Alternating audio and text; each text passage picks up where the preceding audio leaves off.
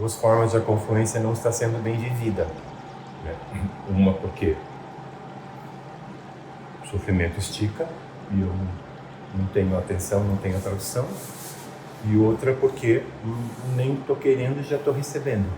Então, das duas maneiras, a confluência não está sendo bem vivida, vamos dizer assim, bem exercida, entendeu?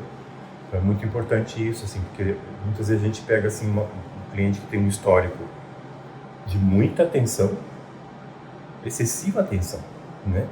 Mas a gente percebe como que ele sente uma falta se ele teve tanto, entendeu? E é justamente por isso, porque e aí que acontece a relação das mães, como essa mãe de hoje do hotel, das mães que têm uma necessidade de eternizar aquele bebê para ela. Ela precisa daquele bebê para ela. Ela precisa estar vivendo em função do bebê, por alguma razão, né? Então, ela eterniza esse querer o bebê sempre para ela, insatisfazendo o tempo todo. O bebê vai lutar mais pela sua autonomia, porque a autonomia é fruto dessa interiorização, dessa diferenciação. Se eu não me interiorizo, não me diferencio, eu fico ali ainda. Só que como eu dependo da minha mãe dos limites da minha mãe, né? Que minha mãe venha quando eu quiser e não sem eu pedir, eu dependo dela para essa diferenciação, para essa minha independência. Eu não vou fazer essa minha independência sozinha. Não tem como. Não vou dizer, mãe, ó, seguinte, só quando eu pedir. Não. Ela está ali. Eu nem sei o que é isso, o que é aquilo, o que é uma coisa, o que é outra, o que seria diferente disso. Eu sei que ela está ali o tempo todo e isso me faz sentir o tempo todo com ela e pouco comigo mesmo. Entende? Então isso também vai dar um resultado final igual. Uma pessoa que tem a falta pelo excesso é diferente da pessoa que tem a falta pela falta? É diferente. É bem diferente. Mas, no final, os dois também vão ter uma falta por motivos diferentes, né? Então, isso é bem importante ter. Tá? Então, você vai ter duas situações diferentes, né? Com o mesmo tipo de dificuldade, às vezes. Não estou falando que você tem a ver com essa dinâmica, ou necessariamente, né? Mas, por exemplo, você pega o que o Lisandro colocou da história dele, pegar o que você coloca da tua história, são opostos, né? Mas pode ser que vocês tenham aspectos semelhantes, mesmo tendo histórias opostas. Aspectos e traços, que a gente já vê no processo de contato, né? Todo mundo vai se identificar com alguma coisa aqui, né? Mas pode ser que vocês tenham uma semelhança justamente por esse ponto comum, mesmo sendo vivido pelos opostos.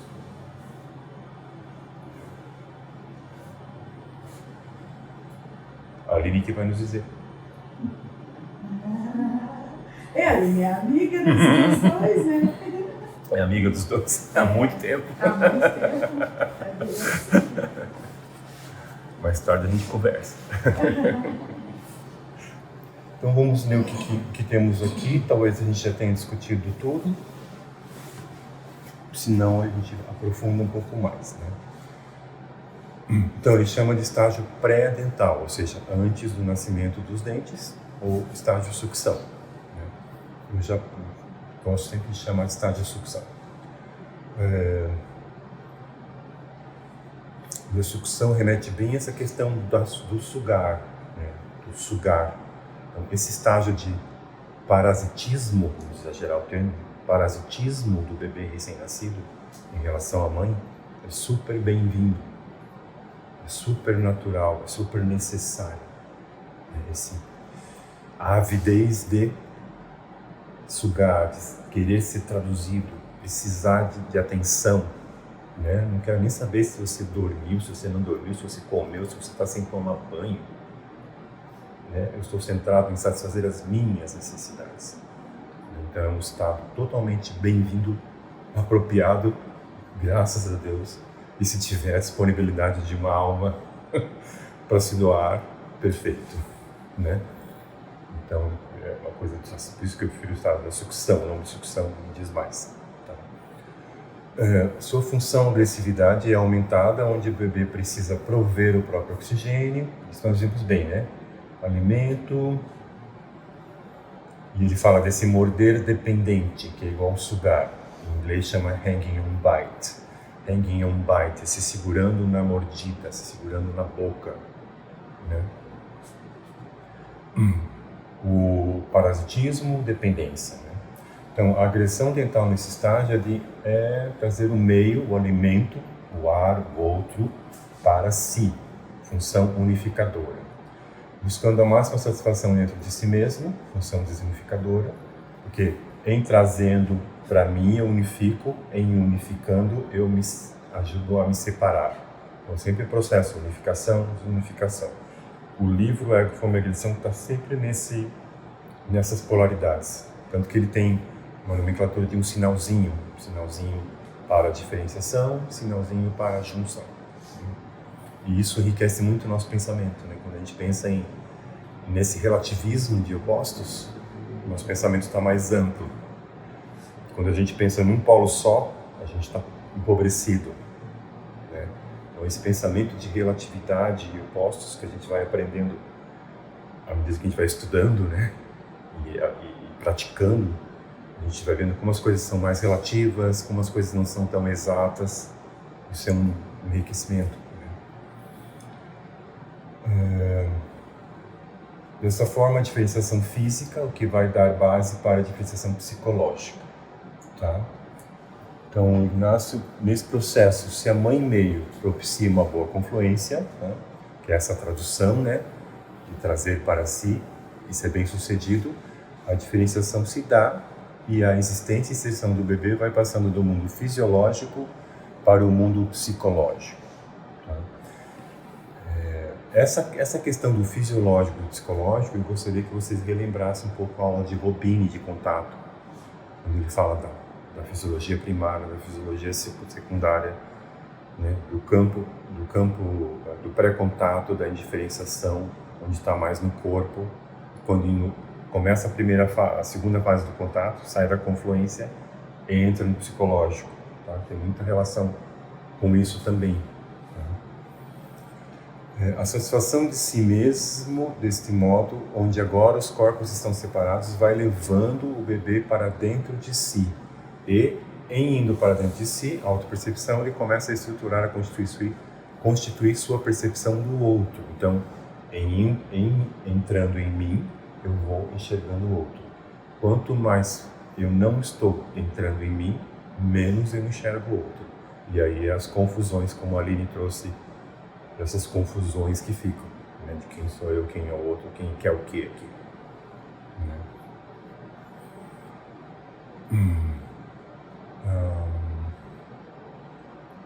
Aí aquela coisa do ter gestáltico do Spitz, que eu falei ontem, né? Como inauguração dessa interação psicológica.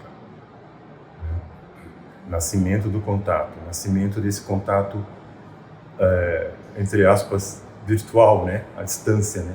Operações de contato, uma forma de me ligar com o outro que não é mais diretamente pelo corpo. Aí Robini, essa colocação do Robini é bem boa, que ele fala assim, que ele vai dizer, por isso assim que quando o Robini veio, ele me reforçou muito na visão sobre dinâmicas e psicopatologia que eu já tinha, né? Reforçou, me pôs em crise, reformulei algumas coisas, mudei nomes, foi uma revolução, assim, né? Então, porque dava muito endosso, assim, a releitura do Robini em relação ao livro Gestalt Terapia, que é do Fritz Goodman Hefferlein, que é a Bíblia da Gestalt, né? Essa releitura que ele fez dava muito reforço à nossa visão de psicopatologia. Por isso que eu quero trazer uns trechos assim bem que vão fazer menção, né? Daí quando ele fala a ansiedade na construção da Gestalt, desde o pré-contato, contato e contato-finalidade, que são aquelas fases, você lembra, né? Faz afirmações relativas ao processo de contato no presente, que são possíveis de correlacionar com os estágios do movimento da agressão dental, que se dá então nos primeiros 18 meses de vida. Isso todo o texto meu, mas referindo ao que o Robini traz sobre a ansiedade na construção da Gestalt. Então, pré-contato, contatando, contato-finalidade. Né? Então, o pré-contato vai ter a ver com o estágio da sucção, o contatando vai ter a ver com o estágio do morder, e o contato-finalidade vai ter a ver com os morais. Isso a gente vai ver depois que ver todos. Né? E aí um texto do Robini, quando ele fala estágio sucção versus, estágio sucção é o que eu trago, né, do Pius, e aí o que o Robini fala é emergência de uma figura versus confluência. Então eu relaciono o estágio da sucção do Pius com o que o Robini traz da releitura do Pius Cavalani Goodman sobre emergência de uma figura versus confluência, que daí me fundamentou o quanto a dinâmica confluente tem a ver com o estágio da sucção. Tá? Então, no texto dele, né, na primeira fase, o pré-contato, a fisiologia compõe o fundo. E nesse estado de repouso ou distração, uma figura surge, uma sensação corporal ou uma percepção do ambiente que desperta assim um desejo, que tem a ver com o que a gente fala da formação da necessidade. Né? Um desejo, um apetite, necessidade, que direciona um contato e que aqui constituirá a passagem do fisiológico para o psicológico, ou seja, do pré-contato para o contatando. Tudo pela interiorização e formação da necessidade a partir de uma sensação no corpo. Tá? O Robini, vocês sabem, o Robini tem uma leitura mais prolixa, mais complexa, que a gente tem que parar para pensar. Né? Então, só queria saber, fica claro para vocês, baseado no que a gente está falando da sucção, do suprimento. Tá. E aí eu coloquei ali entre aspas porque antes eu não trazia sobre dinâmica junto, né? Mas aqui a gente já está falando junto, não pode tirar as aspas. Se essa excitação gerar ansiedade, essa excitação, né, da passagem do fisiológico para o psicológico, essa excitação da formação de uma separação, né, de eu me interiorizar, né, de eu me voltar para mim e me interiorizar. Então, se essa excitação gera ansiedade, a defesa do organismo será manter a confluência, ou seja, impedir essa passagem do corpo para o contato psicológico. Assim, a sensação não pode transformar-se em afeto, usando também a linguagem do Robini. Mas a gente vai ver mais em psicopatologia, mas só para mencionar. Justamente a impossibilidade de viver uma confluência positiva cria uma ansiedade da separação, porque a noção que se tem é que a separação vai dar no vazio. Não se vive, que não existe nada aqui formado. Né? Então eu preciso ficar grudado, preciso ficar junto. Separar-se do outro, para mim, traz a ameaça do nada, porque não tem nada aqui ainda. Por isso a dificuldade da pessoa se separar, se diferenciar. Por isso que a pessoa insiste nessa mistura, ela insiste nessa confusão e não escuta a diferenciação e resiste, daí a resistência oral, né? Ela resiste. Aí você fala, mas você não quer se separar do seu marido? Não escuta. Ela pode até mesmo falar a mesma frase, não escuta. Como a tua cliente, que você pode mostrar certas coisas para ela que fazem com que a coisa fique mais organizada a nível da relação com o companheiro. Então ela vai resistir, ela não escuta. Porque a noção que fica é que a separação cai na falta. Porque não está constituído. Não tem constituição para se separar. A vivência do junto precisa perdurar. Né? E aí fica nesse junto indiferenciado. Então é como se a pessoa defendesse a confluência, defendesse, entre aspas, a indiferenciação. E a gente vai precisar compreender isso, compreender essa necessidade, compreender a etiologia disso, né? O que acontece aí que não dá para se separar do outro, não dá para se diferenciar do outro, não dá para se apropriar de uma necessidade. E aí o Rubini fala que então a doença psicológica, doenças psicossomáticas, imaturidade excessiva, que são aspectos do confluente, né? Então, a doença que pode ocorrer toma o corpo como objeto, pois a Gestalt se construirá sem contato com o ambiente, o que prejudica seu crescimento, pois o organismo está privado do contato com a novidade. Então, um texto de Rubini que vai traduzir o quanto as pessoas que ficam na confluência, né, como uma fixação, ela vai tender a ter mais situações de dificuldade no corpo. São pessoas que vão mais somatizar do que outras, porque toda a linguagem é do corpo ainda. Porque justamente por essa dificuldade da diferenciação e não ir para esse campo da abstração, as coisas do campo psicológico são sentidas no corpo, mais do que em outras pessoas. Entende? E que bate totalmente no estágio da sucção, porque está ainda nos cuidados do corpo, da fome, do dormir, da higiene, né? Então, os problemas psicológicos se traduzem mais no corpo. Então, ao invés de a coisa aparecer para mim em forma de um pensamento ou de um conflito abstrato, simbólico, aparece em termos de sensação no corpo. Seja uma enxaqueca, seja uma alergia na pele, tem coisas nesse sentido, tá? Vocês vão ver que é diferente da outra dinâmica que vai tender a fazer mais coisa no estômago, ou gastrite, né, ou úlcera, que é diferente, que é no corpo, mas que ainda não tem a ver com o confluente. Então o confluente é no corpo de maneira mais geral, mais geral no corpo, mais espalhada no corpo, mais pele, enxaqueca, uma coisa assim. Essa questão da transição do psicológico que fica dificultada, né? Porque eu não posso ver as coisas nesse plano ainda.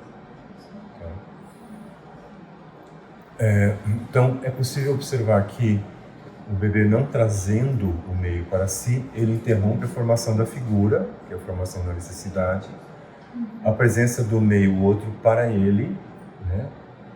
No processo de contato se mantendo assim na confluência fisiológica, na sua indiferenciação no campo, através da deflexão também, tá? Porque, para quem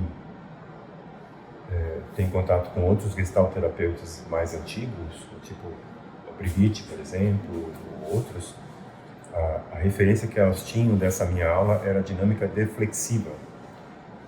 Não tinha esse nome, dinâmica confluente, isso eu mudei com o Rubini, né? Com a vinda do Rubini eu mudei. Então, quando vocês vão ouvir, às vezes, para fazer supervisão com um gestalterapeuta que foi meu aluno, ele vai dizer dinâmica deflexiva, né? Porque tinha uma outra denominação, porque antes eu via como se a deflexão fosse o predomínio, né? E eu passei a ver que a confluência é o predomínio. Então, existe deflexão, sim, né? Mas a confluência é a marca maior. Então, muito curioso isso da dinâmica confluente, isso que eu falei antes, dessa certa identificação com a matéria, com o corpo, né? Então, é uma coisa assim de priorizar muito isso, entendeu? A comida que eu como, a roupa que eu visto, a casa onde eu moro. Então, não é raro você ver um confluente que ele se atende muito bem nessas coisas do corpo, né? E tem uma imensa dificuldade de lidar e se atender e ser atendido no psicológico, né? Então, assim, fazendo bem um estereótipo, né? Muito comum, mais nas mulheres do que nos homens, mas nos homens também, mulheres dinâmica confluente. Não tiveram sucesso em namorar, não conseguiram casar, mas tem um belo apartamento dentro da condição financeira de cada um, mas tem um confortável apartamento, tem boas roupas dentro do possível, mesmo que seja de qualquer loja, a mais barata possível, mas se veste bem, entendeu? É muito criativa, inclusive, em fazer, como a gente fala a expressão, né, fazer de um limão uma limonada, né? Muito criativa nessa questão material do corpo, né? Então é uma característica também, né? Então se atende no físico, no corpo, quase como ninguém, entendeu? Às vezes uma outra dinâmica, a pessoa não se trata tão bem, não se atende tão bem, não se cuida tão bem, mas ela, muito bem, muito obrigado, entendeu? Não me falta nada nessa área, mas se tem alguém, não. E as amizades? Relacionamento? Não. Casou? Não. Tô falando um estereótipo, tá, gente? É bem comum. Assim, esse estereótipo é bem frequente, digamos assim. Né? Não é geral. Né? Tem confluentes de todos os tipos, casada, solteira, enfim. Mas é muito comum assim, não consigo progredir, aprofundar, como você falou, ter consistência para progredir, construir um relacionamento que me leve às fases evolutivas do relacionamento. O namoro que dura, que daí vira casamento, que daí vai essas evoluções. Porque assim, é quase como se assim, as coisas do corpo, elas foram bem sucedidas, né? Até. Mas essa que daí tem a ver com o estágio fetal, né? Mas a coisa da separação psicológica, da abstração, não. Então ela vai, como no caso do cliente da Letícia, ela não está percebendo que tem uma coisa que o companheiro precisa. Ele precisa que ela dê mais segurança para ele. E ela não se toca disso. Ela não tem essa diferenciação de o que é ela, o que é o outro, o que o outro precisa, o que ela precisa, entendeu? Então ela faz uma confusão no relacionamento que pode acabar perdendo, entendeu? Ela perde essa pessoa por conta dessa indiferenciação. Aí tem um outro relacionamento, repete a história. Você cai numa confusão. É uma confusão. E aí a gente como terapeuta fala, por onde eu começo aqui? Onde eu organizo o quê? Primeiro a sala, depois a cozinha, primeiro a cozinha, depois a sala. Entendeu? A gente sente bem a sensação do perdido que a gente tem, reflete a confusão que o cliente está. E aí, por isso que a gente entra no dialógico nosso, né? A gente precisa respeitar nossos sinais. Se eu estou perdida, não é porque eu sou má terapeuta. Ou não estou tendo competência como terapeuta. Muito pelo contrário, eu estou traduzindo uma situação de estímulo que o cliente me dá, de confusão. E aí, mas a cliente não poderia estar confusa, como às vezes acontece, o psicólogo acha assim que o cliente já tem que chegar pronto, né? Mas está muito confuso para fazer a terapia, assim não vai dar. A confusão é a própria condição existencial da pessoa. E ele não veio aqui para te facilitar, ele veio aqui para se expor, mostrar onde ele está, né? E onde ele está é confuso mesmo. E a gente se sente assim, meu Deus, por onde que eu começo? Onde está a sala, onde está o quarto, onde está o banheiro?